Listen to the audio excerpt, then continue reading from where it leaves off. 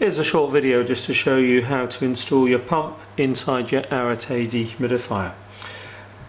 You will have received 3 meters of hose and your pump. Push the hose onto the narrow vertical outlet that comes off the pump. It won't fit on that one, so you're not going to make any mistakes there. It's the only thing that you can actually do with it. Remove the tank. Lift up the handle. That allows you to flick up the lid and remove the lid from the dehumidifier. There's space just beneath the handle for the pump to fit, so just pop that down, give it a little press so that the suckers can hold it in place. Allow the power lead and the hose to come out to the left hand side. Pop your lid back on. You'll notice on the lid there's a cutout on this side. That's where the hose and the power lead comes out.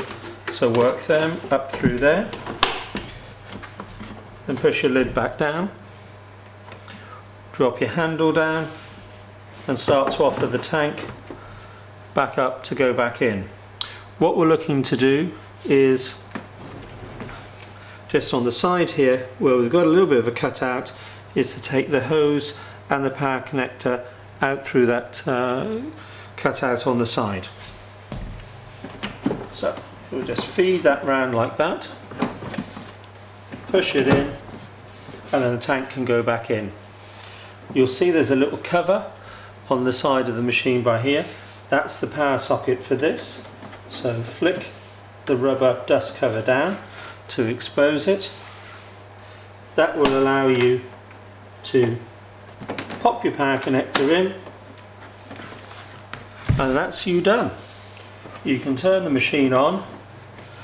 You can allow your hose then to go up and out to wherever it is that you want it to go. And what's going to happen is that when the tank full light comes on the dehumidifier, that's when power goes to the pump. At that point the pump will run to try to empty the tank. The higher you have the hose going, the less water that will come out each time when you empty the tank.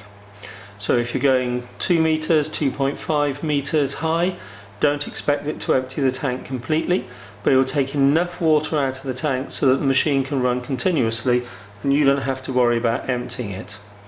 So make sure you don't have any kinks within your hose as you stretch it up and out of the window or wherever it is that you're taking it to, a sink, a drain, whatever it might be.